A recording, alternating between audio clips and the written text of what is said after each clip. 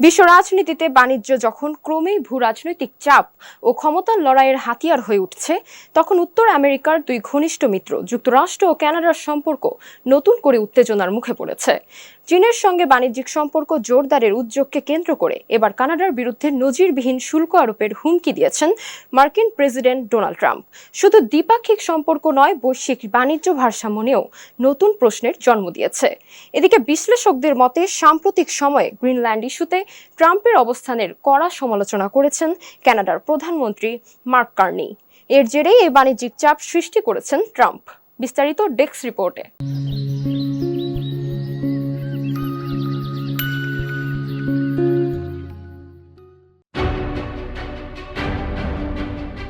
চীনের সঙ্গে সম্ভাব্য বাণিজ্যিক সমঝোতার পথে এগোলে কানাডার সব পণ্যের ওপর 100% শুল্ক আরোপ করা হবে, এমন কড়া হুঁশিয়ারি দিয়েছেন যুক্তরাষ্ট্রের প্রেসিডেন্ট ডোনাল্ড ট্রাম্প।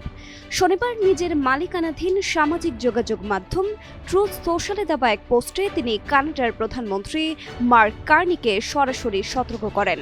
ট্রাম্প লিখেছেন, কানাডা যদি চীনের সঙ্গে কোনো ধরনের বাণিজ্য চুক্তিতে যায়, তাহলে যুক্তরাষ্ট্রে প্রবেশকারী সব কানাডীয় পণ্য ও সামগ্রীর ওপর তাৎক্ষণিকভাবে 100% শুল্ক আরোপ করা হবে।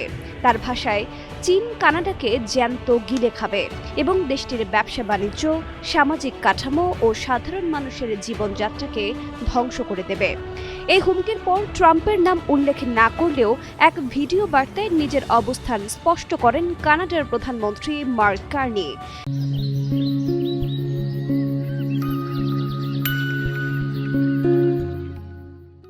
তিনি বিদেশি চাপের মুখে দেশের অর্থনীতি রক্ষায় কানাডীয়দের দেশীয় পণ্য কেনার আহ্বান জানান। কার্নির মতে, আন্তর্জাতিক রাজনীতির জটিলতায় কানাডার অর্থনীতি বড় চ্যালেঞ্জের মুখে পড়েছে। তবে অন্য দেশ কি করবে তা নিয়ন্ত্রণ করা সম্ভব না হলেও নিজেদের বাজার শক্তিশালী করা কানাডার হাতে রয়েছে। চলতি মাসে মার্ক কার্নি চীন সফর করবেন। সফরকালে তিনি প্রেসিডেন্ট শি জিনপিং এর সঙ্গে বৈঠক করেন এবং দ্বিপাক্ষিক বাণিজ্যিক সম্পর্ক জোরদারের ঘোষণা দেন।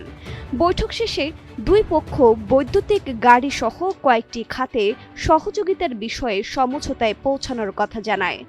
উল্লেখযোগ্য বিষয় হল, গত 16 জানুয়ারি হোয়াইট হাউসে সাংবাদিকদের সঙ্গে আলাপকালে ট্রাম্প নিজেই এই উদ্যোগকে ইতিবাচক বলে মন্তব্য করেছিলেন।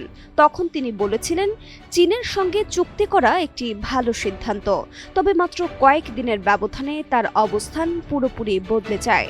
কানাডার পাবলিক সেফটি ও যুক্তরাষ্ট্র কানাডা বাণিজ্য বিষয়ক মন্ত্রী ডমিনিক লেব্ল্যাঙ্ক অবশ্য দাবি করেছেন, চীনের সঙ্গে কোনো মুক্ত বাণিজ্য চুক্তি হচ্ছে না। সামাজিক যোগাযোগ মাধ্যম এক্সে দেওয়া এক পোস্টে তিনি বলেন, আলোচনার লক্ষ্য ছিল কেবল কিছু নির্দিষ্ট শুল্ক ও বাণিজ্যিক জটিলতার সমাধান।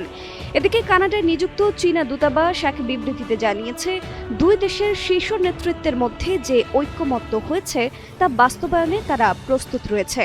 বিশ্লেষকদের মতে, সাম্প্রতিক সময়ে গ্রিনল্যান্ড ইস্যুতে ট্রাম্পের অবস্থানের কড়া সমালোচনা করেছিলেন মার্ক কার্নি। ধারণা করা হচ্ছে, সেই ব্যক্তিগত ও কূটনৈতিক টানাপোড়েনের পাশাপাশি বৈশ্বিক প্রভাব বিস্তারের কৌশল হিসেবেই কানাডার ওপর এই নজিরবিহীন বাণিজ্যিক চাপ সৃষ্টি করছেন ট্রাম্প। উল্লেখ্য, ট্রাম্প এর আগেও কানাডাকে যুক্তরাষ্ট্রের 51তম রাজ্য হিসেবে উল্লেখ করেছেন এবং মার্ক কার্নিকে গভর্নর বলে সম্বোধন করেছিলেন। যদিও কবে নাগাদ শুল্ক কার্যকর হতে পারে সে বিষয়ে এখনও নির্দিষ্ট কোনো সময়সূচি দেননি তিনি। তবে এই হুমকি উত্তর আমেরিকার বাণিজ্যিক সম্পর্ককে নতুন করে অনিশ্চয়তার দিকে ঠেলে দিয়েছে বলে মনে করছেন আন্তর্জাতিক পর্যবেক্ষকরা।